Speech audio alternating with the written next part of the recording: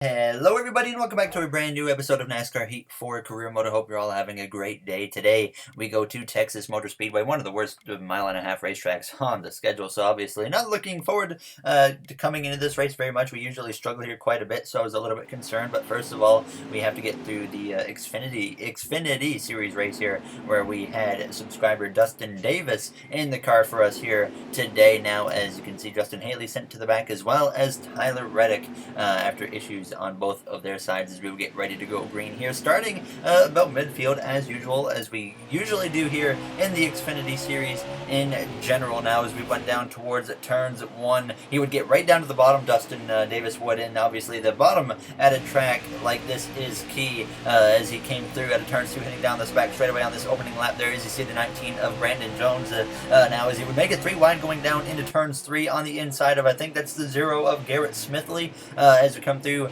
turns 3 and out of turns 4. So Dustin was on, like I said, that bottom lane, making progress. You see him getting a little bit loose. That was a bit of an issue for him throughout this race now, as he was, though, moving his way forwards, making some passes up the inside of the 15 of BJ McLeod. There are 3 wide with him and Ryan Sieg as they came out of turns 4, heading down this front straightaway now as he would come through to cross the line. So like I said, moving his way forwards, he would pass the 07 of Ray Black Jr. He got past Greg Gaulding in the Panini car, and he was actually up inside a top 10 position. Now, as the race went on, though, he would actually lose a little bit of ground as the laps went on. He would get passed by Austin Cindric, and as he came out of turn 4, getting a little bit sideways here as he was now closing in towards the final few laps of this race. Now, as he came through to the final lap here in Texas, running in a very decent position. Usually we run pretty bad at Texas in the Xfinity Series and in the Cup Series.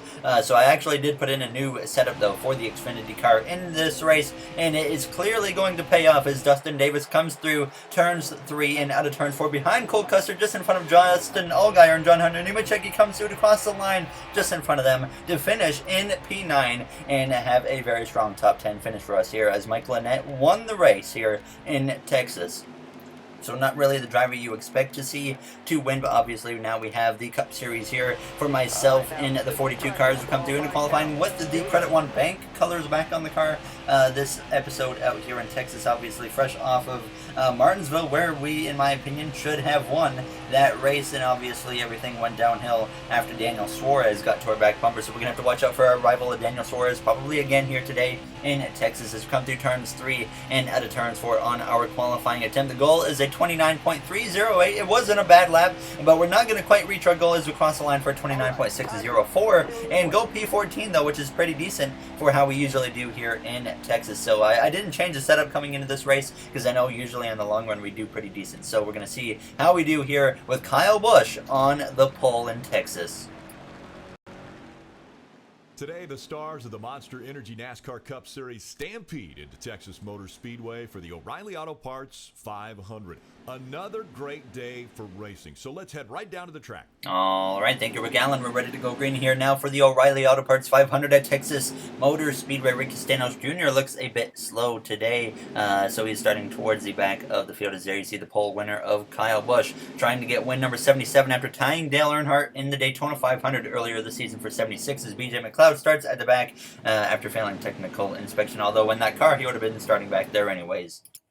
But we're ready to go green here from the 14th starting position. Joey Logano on our inside, but Kyle Busch will lead the field to the green flag here at Texas Motor Speedway. Can we get a good bounce back after a rough finish in Martinsville? We had a great car in Martinsville. Everything was going our way in the second stage and the final stage, and then one caution changed everything and put Daniel Suarez on our back bumper going into turns 1 on a restart. And obviously, if you watch that episode, you know what happened from that point on as we go down this back straightaway. Now already going 3 wide here with Paul Menard in the 31 of Tyler Reddick for a brief moment as we went down into turn 3. Like I said, being on this outside lane, not where you want to be, as you have to check up just a tiny bit there to avoid getting into the back of the 31 of Tyler Reddick as we exit turn 4. Coming through to complete this first and opening lap here in Texas. Now is a bit of a stack up on that bottom lane, and that will help myself as we go down into the corner there, almost getting into the side of Ryan Newman, so I pushed way up the track, making sure I didn't run into the side of him, and obviously that messed up my corner. And now we drop down to P17, right behind Paul Menard. There's Martin Truex Jr. on our inside, still with that long winless streak as we go down into turn 3. Menard, he would go up to the higher lane. I was just looking for an opportunity, obviously, to get down to the bottom, and right here is where that opportunity would rise as we got to the inside of Paul Paul Menard now just behind Martin Truex Jr. as we came through to cross the line going down towards turns 1. So I got aggressive going up the inside of these guys, and we just kind of started moving our way a little bit forwards. We climbed up to P13 now on lap 4, passing Truex, passing Tyler Reddick, as well as William Byron as we exit turns 2, heading down this back straightaway now on lap 4. Like I said, Chris Buescher, he's fallen down the order just a little bit there as we're right behind our rival of Daniel Suarez as we go down into turn 3. We're going to make it 3 wide with Daniel Suarez, but he gets back down into that inside. So I got stuck up on the outside and started to drop down just a few positions or so. We got in behind our teammate Kurt Busch, and we got to the inside of Daniel Suarez, our rival. So we knew, or I knew going down towards turn 3 just on lap 5. This is still only very early in the race as we go down into turn 3. Suarez, sure enough, is going to get right on our door. He's actually getting into the side of us through the center of the corner as we exit turns 4. Still contact being made with the 41 of Suarez, but thankfully we would get away from him at this point now as we went down into turns 1 on lap 7, getting back to the inside of Chris Buescher. Kurt Busch, our teammate, he was driving away, but we had climbed now back up into P11 as now Menard's going to get to my inside as the car felt really tight on the exit of turns 2. The caution, though, comes out for the first time here today at Texas Motor Speedway. So obviously no one coming to the pit lane, only 6 or 7 laps in, so we'll get ready to go right back into the action here in Texas. Now, his green flag is back out from the 11th position, so definitely not too concerned yet, but obviously it's pretty evident we're not going to have a Martinsville type car where we're up there battling for the lead and having a car capable of winning the race. We should have 100% gotten our first ever Martinsville victory in the last episode. That's now 2 Martinsville victories I feel like that have been taken away from us now as we go down towards turn 3. One was my own doing, and then obviously the one most recently was Daniel Suarez's doing. Now has come through sliding up the track just a little bit, and that's going to allow the 37 of Chris Buescher to get to my inside as we're going to be 3 wide for a brief moment, but Eric Jones gets clear as we actually make a little bit of contact with the 37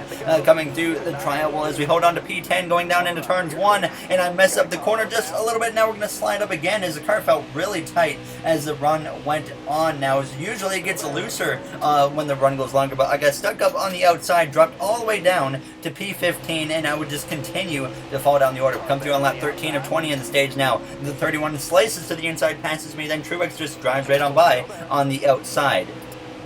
So we dropped down to P18, and then Daniel Suarez had run me down now as came through to just 4 to go in the stage. So obviously we had to watch out for him as he gave me the bumper on the exit of turn 4. We get back to the inside though of Chris Buescher. Joey Logano leading at this point now to turn 4. Now on lap 17, Suarez once again hits us, and now he's going to make contact with us as we come through the trial 3 wide with both him and the 37 of Chris Buescher, just about making contact again. Now as we come through turns 1, Suarez is going to give us the bumper and just completely punt us out of the way like he did in Martinsville, except this time I have time to get out of the throttle and not smash into the outside wall, but we dropped down all the way to P20 after that mess, and I let off the throttle early just to make sure I can get back down into the bottom lane. Now it's come through to just 2 to go on the stage, approaching the final lap in stage 1. Denny Hamlin and Joey Logano battling it out for the lead, but the caution comes out a lap early, and Joey Logano will win the stage as we get a very, very poor stage result now. As in the recent races in Texas, usually the car gets better on the long run. This time it was just not doing anything on the long run. It got tighter, so I decided to take a big swing at it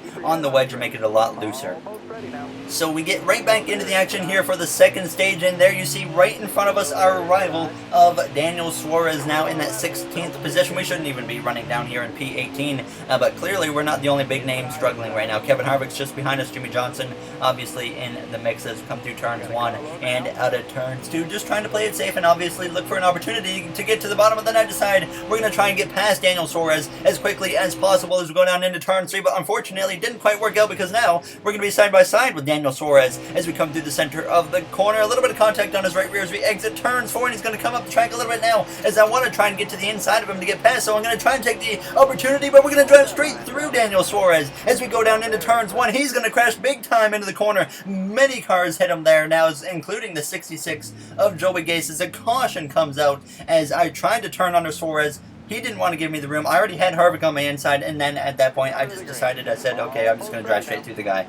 So the rivalry is going to continue on over here into Texas Motor Speedway as we completely clean out Daniel Suarez on the restart. And I had zero intention at the time of doing what I just did, but obviously, like I said, when we made contact and I started to turn him sideways, I just committed to the move, and I just decided to stay on the throttle and turn him at that point. So, like I said, wasn't planning on doing it, but after Martinsville, And earlier in this race, I did not feel bad at all for what we just did to the 41 car of Daniel Suarez. Keep in mind, Daniel Suarez in real life is my second favorite driver, so it's not like I dislike Daniel Suarez now as we come through the trial going 3 wide, trying to work our way now back through the field, but clearly this is obviously going to be a rivalry that continues for quite a long time. It seems like already after just 2 races into this rivalry as we come through turns 1 and 2, trying to move our way forwards as the stage went on, but out of turns 2 now on lap 9, the 31 of Reddick gets to my inside as once again, the longer the laps went on, the car just got tighter and tighter, so I felt like I knew immediately at the end of the stage we're going to have to loosen up the car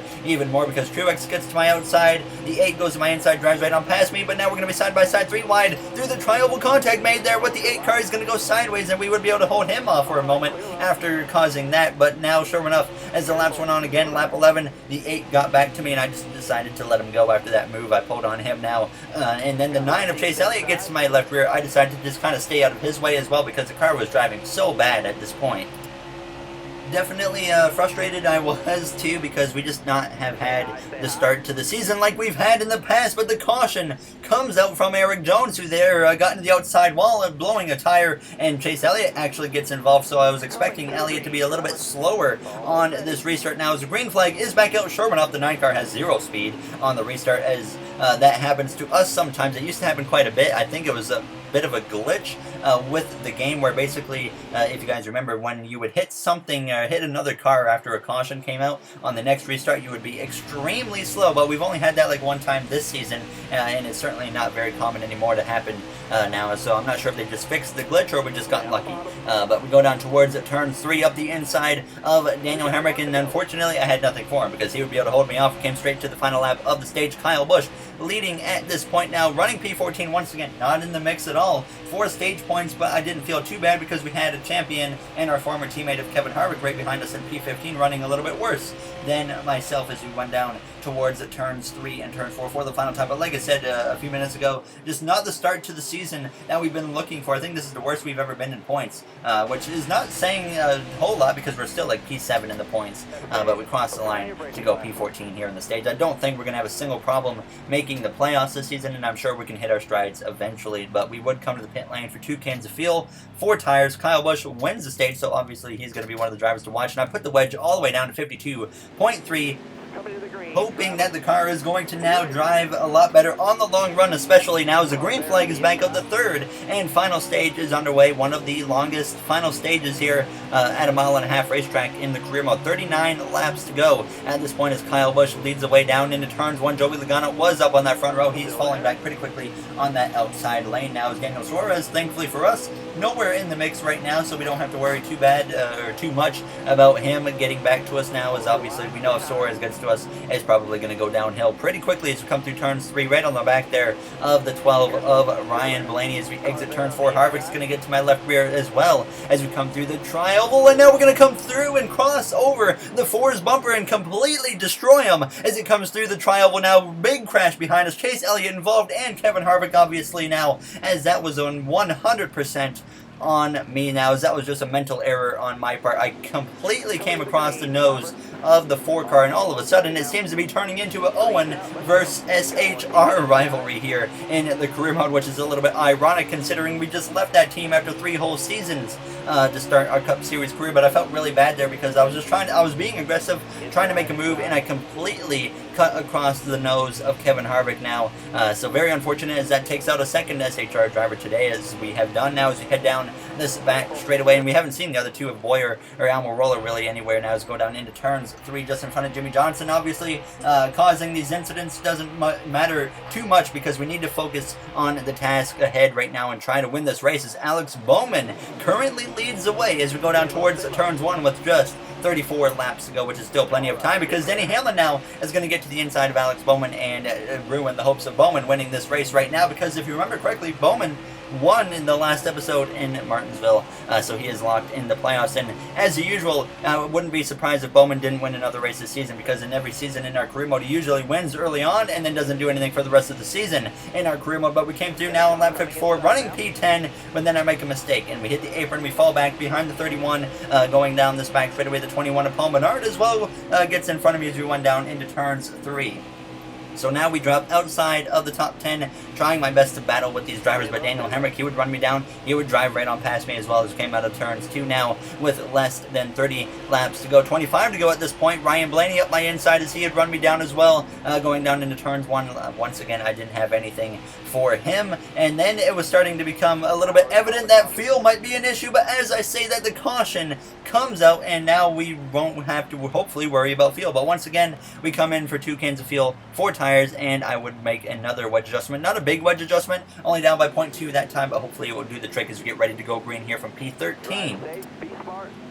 Hoping that we can at least stay on this inside lane here and make our way back inside the top 10 now as the green flag is back out with just 21 laps to go here at Texas. And I can confirm with 21 laps to go, we are probably about 2 or so laps short as we get ready to go back here now as we go through the center of turns 1 and turns 2 of the inside of Paul Menard. We're going to get aggressive, obviously, now at this point in the race, going 3 wide with Reddick and Menard down the back straightaway, trying to get up into that top 10 as Alex Bowman is back out front, but he chooses the outside for some reason and gives the lead right back to Denny Hamlin. Now as we're going to go 3 wide in front of us between Menard, Keselowski, and Boyer, we get into the mix as well as we head down this front straightaway, and we would get back inside the top 10. We come through down the back straightaway, we would pass Boyer. Now we got to the inside of the 21, and all of a sudden we're up here in P8, so I was all for calling the race at this point now, as we haven't really been in the top 10 much, but P8 was pretty much as far as I was getting at this point as we came through on lap 69. Nice at this point going down into turns 1, but we started to fade again on lap 71. A few laps later, Menard had gotten to my inside. Brad Keselowski as well was coming through to make the passes. Once again, I get stuck on that outside, the car gets tighter, and we just start to drop down the order. We came through at the end of lap 71 out of turns 4. Now Tyler Reddick gets to my inside, he passes me, and then the 20 and the 8 go 3 wide with myself going down this back straightaway, and all of a sudden we drop down to 13th, then 14th here in Texas. So the race just not going our way here at all now as we came through to 11 laps to go. As we go down into turns 1, there's some smoke from a car ahead, and it's actually from the 31 of Tyler Reddick as we exit turns 2, thinking we're probably going to get a caution, but no, the green flag stays out. He's in the way, right in the racing line, but the green flag would stay out, and I was now aware at this point that the fuel was going to be an issue here as we came through on lap 77. Just 8 laps to go at this point. Kyle Busch leading, but I was trying to not push too hard because I wanted to save fuel. Ryan Blaney would get to my inside as we came through out of turns 4. 4 laps of fuel with 5 laps to go. So you can clearly see the problem here now as we came through with 4 laps to go. I was actually getting a draft now from Ryan Blaney, and that was being very helpful to myself as we only have 2 laps of fuel as we hit 3 laps to go. Will the AI pit? Very likely so, as we were approaching just 2 laps ago. Some drivers come into the pit lane, including Ryan Blaney. There you see the 8 of Daniel Hemrick, a bunch of others now as we're up into P12. I was running way off the throttle trying to save some fuel because I'm obviously going to risk it now as we came through approaching the final lap. Kyle was the leader, came to the pit lane. Martin Truex Jr. takes the lead as we come through approaching this final lap out of turns 4. It says 0 laps of fuel, but I was going for it. Like I said, we were running like P14 at the time, but now as we start the final lap, the car starts to sputter. We are now running out of fuel as we go down in through turns 1 and turns 2, and Martin Truex Jr. looks like he's going to be able to win this race now and break his long winless streak in a spectacular fashion on a fuel gamble, as we are clearly at this point out of fuel. But like I said, when this whole thing started, we were about P14, so if we can just come through to cross the line, anything better than 14th, then I will consider it a win now as I come through all the way down onto the apron, cutting the course, trying to get anything I can out of the car. But Martin Truex Jr. has won the race here in Texas and breaks his long winless streak of over a season long here at Texas Motor Speedway. Now all the drivers come through starting to pass us for position as I'm just getting everything I can, trying to stay on track. Obviously don't want to go into the pit lane, although I thought about it, maybe if I went to the pit lane we would have picked up more speed. Now as we come through, trying to stay out of the way at the same time, Denny Hamlin, Kyle Busch, they all go past Joey Logano, Kurt Busch, Alex Bowman as we come through, Eric Almirola as well. P9 coming through, then we drop down to P10, then P11, P12 as Keselowski passes as we hope to cross the line. P12 here at Texas Motor Speedway, so we get 2 positions extra out of it, so I guess it's a win in some way. But Martin Truex Jr. ends a long winless streak. Does that end our chances of going to JGR next season? I'm not sure, but definitely hinders it a little bit because the 19 car was definitely on my radar if his struggles continued, but clearly, I mean, he won on field strategy, so it's not too big or too relevant yet. But we had some drivers happy with us, like Chase Elliott, Jimmy Johnson, but not Chris Buescher, but we apologize to him. Daniel Suarez, not very happy we actually provoked him. And then we also provoked Clint Boyer, the SHR driver. So definitely turning into almost like a little bit of a rivalry with Stuart Haas Racing. But as always, if you guys enjoyed this episode, you know what to do. And in the next one, we're going to go to Bristol Motor Speedway here for both the Xfinity Series and the Cup Series. And there you see the points now on your screen here. So Denny Hamlin leads the playoff points. We're P9 in the playoffs right now. Chris Buescher, the last car in. William Byron, the first driver out at this point. Daniel Suarez and myself, P9 and P10. So it's going to get interesting, though, as you see the other standings as well, as we run very well in both Xfinity and trucks right now. So very happy with what we got going over there. So that'll do it, though, for this episode. I'll see you guys in the next one. Thank you all for taking the time out of your day to watch this one. And thank you again. I'll see you guys in the next one. Have a great day, everybody.